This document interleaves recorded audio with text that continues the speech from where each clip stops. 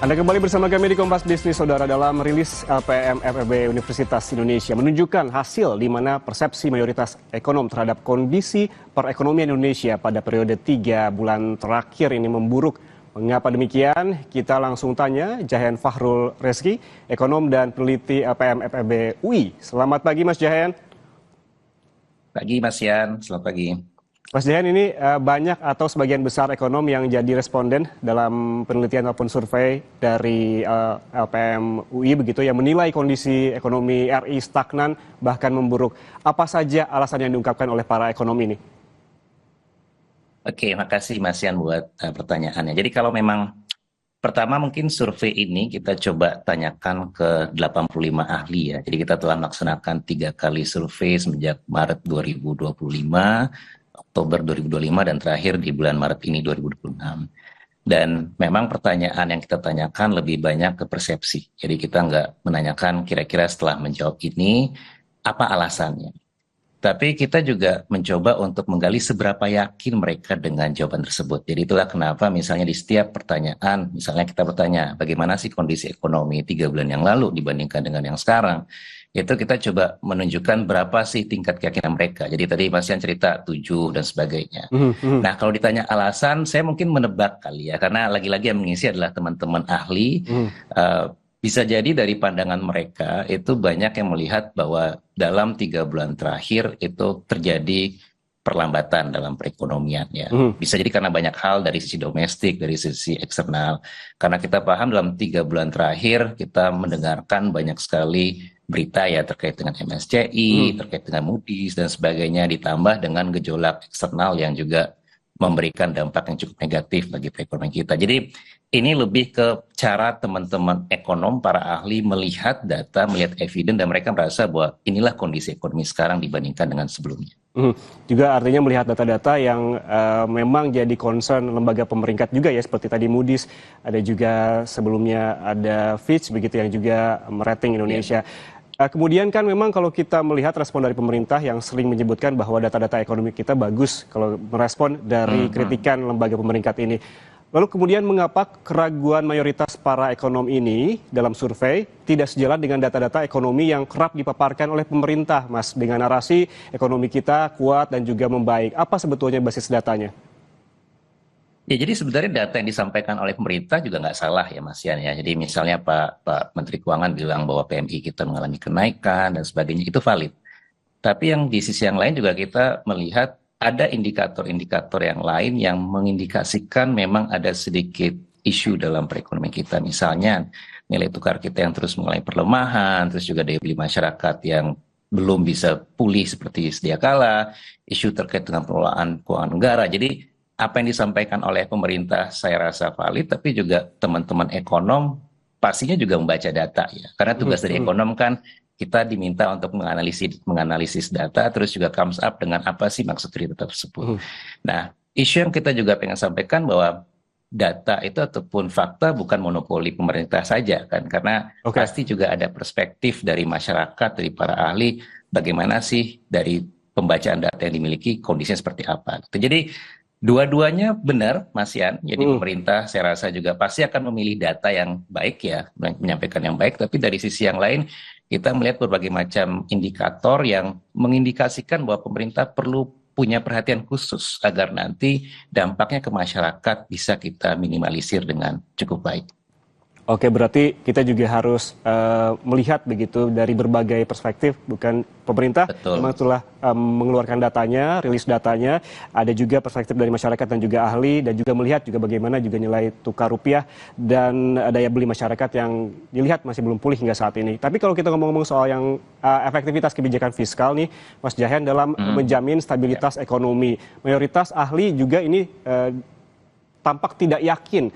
Analisis Anda mengapa demikian? Apa saja yang jadi parameternya? Ya, kalau kita lihat semenjak 2025 kan isu terkait dengan fiskal capacity kita menjadi concern semua pihak ya. Jadi pertama kita tahu bahwa budget kita itu sangat tergerus untuk kebijakan-kebijakan pemerintah yang sangat populis ya, seperti makan bergizi gratis dan sebagainya. Dan di sisi yang lain kita juga tahu bahwa indikator perpajakan terus mengalami penurunan. Jadi tax to GDP kita malah dalam tahun 2025 di bawah 10%. Terus penerimaan pajak itu unlike tidak seperti pertumbuhan ekonomi yang tinggi, malah penerimaan pajak kita terus mengalami perlambatan.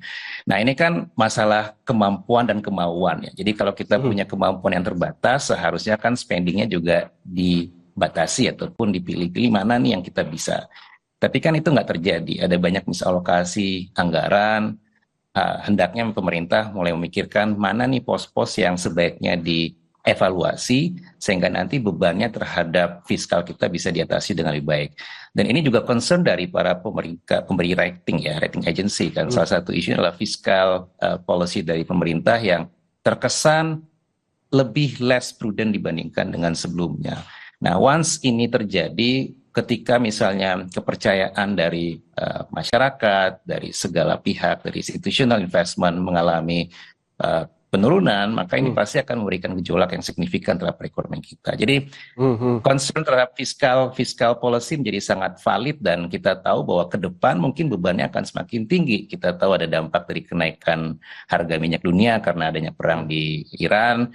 Kita juga tahu misalnya gejolak-gejolak lainnya yang dan kita nggak tahu apakah ke depan misalnya akan ada bencana yang terjadi di Indonesia dan kapasitas kita mungkin tidak akan cukup untuk menghadapi semua hal ini. Jadi pemerintah kami bayangkan perlu untuk sedikit one step back ya, melihat kembali, membaca kembali kondisi dan menghasilkan kebijakan-kebijakan yang tentunya untuk memperbaiki kehidupan masyarakat. Karena lagi-lagi kita kan dari para ahli, maksudnya para ahli itu kan sebenarnya bentuk kecintaan mereka terhadap negara. Ya, concern terhadap kondisi negara dan inilah cara mereka untuk menyuarakan beberapa kegelisahan yang mereka hadapi selama ini. Oke, kalau kita lihat tadi ada beberapa indikator termasuk perpajakan yang turun, penerimaan pajak yang juga mengalami perlambatan. Tadi sempat disebutkan juga secara singkat oleh Mas Jahen terkait fiskal begitu. Kalau kita bisa elaborasi lagi, Mas Jahen, ini kebijakan fiskal mana saja sih yang paling jadi sorotan para ahli yang jadi responden? Ya kalau di survei sekarang memang kita nggak terlalu membahas secara detail ya kira-kira apa sih yang mereka jadi concern. Tapi kalau kita lihat di survei tahun 2000 di survei semester 2 2025 itu memang misalokasi dari budget gitu. Jadi misalnya besarnya beban untuk program MBG. Terus di sisi yang lain juga pemerintah daerah misalnya mengalami penurunan TKD dan itu kan direspons dengan berbagai macam pilihan kebijakan oleh pemerintah daerah. Kita juga tahu ataupun kita mendengarkan banyak pemerintah daerah yang mengalami kesulitan sekarang untuk bisa memenuhi kebutuhan pembiayaan mereka. Jadi itu menjadi salah satu hal yang cukup mengkhawatirkan ya. Di sisi yang lain juga mungkin kita masih belum mampu untuk meningkatkan kapasitas perpajakan kita. Jadi walaupun pemerintah telah menggulirkan banyak kebijakan-kebijakan di isu perpajakan, sepertinya itu belum tertranslasikan ke dalam kemampuan kita dalam generating more tax revenue. Padahal kita tahu kalau pemerintah pengen spending lebih banyak, tentunya penerimaannya harus lebih tinggi ya. Di sisi yang lain misalnya ketika pemerintah issuing surat utang, kalau yang terakhir kan bit rate-nya nggak terlalu tinggi ya. Jadi itu juga mengindikasikan bahwa masyarakat mulai sedikit lebih hati-hati ataupun mengubah ya consumption behavior mereka. Oke, dari penilaian fiskal yang sempat kita tadi bahas, kita bergeser ke penilaian terhadap kebijakan moneter dalam pengendalian inflasi dan juga pengelolaan rupiah yang ada juga di dalam survei yang dilakukan. Ini mayoritas menilai tidak berpengaruh. Ini artinya apa, Mas? Ya, kalau dari segi moneter kan kita tahu ya dalam beberapa periode terakhir rupiah termasuk dalam salah satu mata uang yang performanya tidak terlalu baik ya dibandingkan dengan yang lain. Ini kombinasi banyak hal saya rasa. Pertama tentunya dari segi dalam negeri banyak kebijakan-kebijakan yang mungkin direspons cukup negatif oleh pelaku pasar. Terus yang kedua juga secara global kan kita tahu adanya ketidakpastian sehingga secara otomatis mungkin ada outflow yang terjadi di Indonesia gitu. Tapi juga di sisi yang lain mungkin kebijakan ataupun yang menjadi concern pihak selama ini adalah terkait dengan independensi dari bank sentral itu sendiri. Kita tahu bahwa semakin sering misalnya BI ataupun ya BI harus juga melaksanakan kebijakan yang sangat terkesan adanya fiscal dominance. Jadi kebijakan bank sentral itu banyaknya dipengaruhi oleh dari sisi fiskal gitu, burden sharing ataupun permintaan untuk menurunkan suku bunga dan sebagainya. Maka ketika independensi itu hilang, mungkin role dari monetary policy pun akan sedikit blur gitu. Nah, itu yang menjadi concern. Yang kedua sebenarnya terkait dengan inflasi, kami melihat memang ada kecenderungan dari faktor-faktor ya, misalnya kebutuhan akan bahan makanan yang semakin tinggi, khususnya following Ramadan ya. Sebelum Ramadan kan tendensinya adalah masyarakat akan semakin banyak membeli barang-barang. Terus yang kedua memang beban dari energi yang terus meningkat. Jadi kombinasi dua hal ini yang kami lihat bahwa memberikan pengaruh yang cukup signifikan terhadap inflasi kita. Nah, BI tentunya saya tahu BI juga berusaha agar rupiah nggak terlalu mengalami depresiasi yang signifikan, tapi pilihan-pilihan kebijakannya mungkin dirasa belum cukup optimal untuk mengatasi semua hal ini.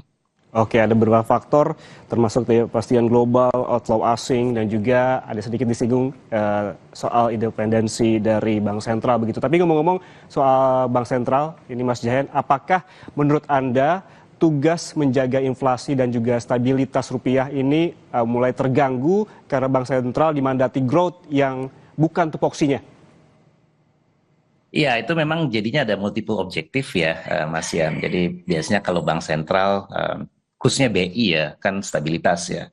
Nah, sekarang dengan aturan yang baru itu BI juga punya dituntut memiliki peran untuk mencapai growth. Nah, dalam teori misalnya memang agak sulit tuh Bank Sentral punya multiple objektif seperti itu karena ada satu hal yang harus dikorbankan. Ini kan kayak trilema yang dihadapi oleh Bank Sentral itu. Nah, kalau kita lihat dalam beberapa periode terakhir memang ada tendensi ke arah sana. Jadi kami mungkin memandang bahwa tetap BI harus dikembalikan kepada mandatnya stabilisasi karena kalau kita berkaca kondisinya mungkin belum separah misalnya COVID waktu itu ya, COVID-19 dibutuhkanlah kerjasama antara BI dengan Kementerian Keuangan. Tapi untuk saat ini kami masih merasa BI sebaiknya fokus kepada role mereka menjaga stabilitas harga ya, inflasi dan juga nilai tukar. Nanti untuk isu yang lainnya biarkanlah fiscal authority yang punya peranan lebih besar nanti. Oke, Mas Jahen, apa sih risiko terbesarnya apabila BI ini terus dibebankan growth over stability begitu? Apa risiko jangka pendek dan juga jangka panjangnya apabila ini terus berlangsung?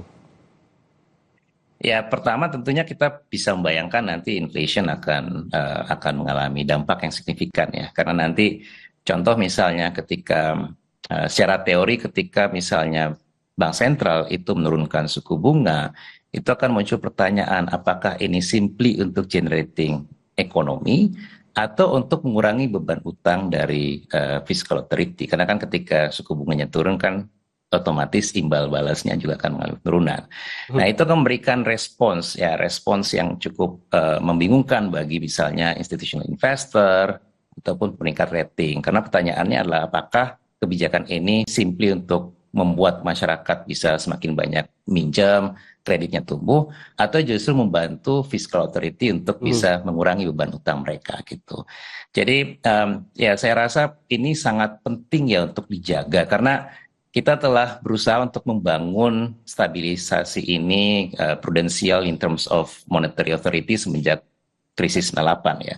Membangunnya itu kan butuh waktu yang cukup lama ya, tapi menghancurkan itu sangat gampang. Dan dalam kebijakan makroekonomi, government credibility ataupun policy maker credibility itu sangat penting. Jadi once itu hilang, agak susah nanti bagi pembuat kebijakan untuk memastikan bahwa semua pilihan kebijakan yang ambil itu memang untuk kebaikan Republik. Oke, berarti rekomendasinya tetap mengembalikan Bank Indonesia fokus ke stabilitas dibandingkan ke growth begitu ya Mas Jahen. Terima kasih Jahen Fahrul Reski, peneliti LPM FEB Universitas Indonesia atas waktunya bersama kami di Kompas Bisnis. Sehat selalu. Terima kasih Mas Yan, terima kasih. Saudara, jangan kemana-mana karena susah jeda Sapa Indonesia Pagi akan kembali sesaat lagi, tetaplah bersama kami.